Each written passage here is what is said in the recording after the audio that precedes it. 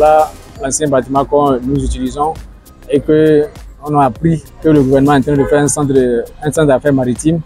C'est vraiment une joie pour nous, les acteurs portuaires, et que désormais les choses vont se faire de façon plus fluide et avec des locaux plus confortables qu'ici.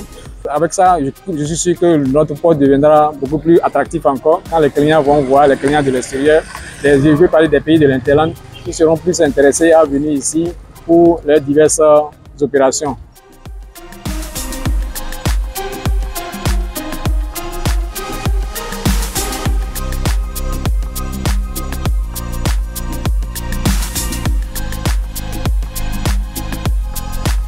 Donc le centre des affaires maritimes est un projet qui s'étend sur une superficie de 5 hectares. Il comporte 2 bâtiments principaux. Donc le bâtiment principal que vous voyez ici à ma droite et le bâtiment parking qui se trouve ici à ma gauche. Sur le bâtiment principal, le rez-de-chaussée et le premier étage sont communs donc aux 3 bâtiments. À partir du 2e étage, on peut voir que les bâtiments vont se scinder en 3.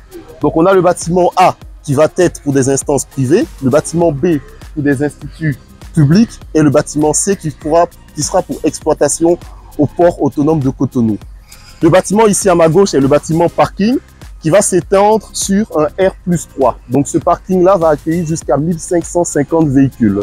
Le centre des affaires maritimes est placé à un emplacement qui est très stratégique. Donc on a le boulevard de la Marina au sud, l'avenue Jean-Paul II au nord et ici du côté est, on a le carrefour 3 banques. Donc c'est un emplacement stratégique donc pour les entreprises qui vont venir s'installer ici et qui vont vraiment avoir un aspect aisé ici au port. Donc l'entreprise Kofi & Diabaté, donc ici qui est maître d'œuvre, a proposé un aménagement donc du bâtiment C qui est pour exploitation au port en suivant l'organigramme préconisé par le port. Et pour les 2 autres bâtiments, ce sont des plateaux de bureaux qui sont vides et qu'il faudra aménager par les futurs locataires.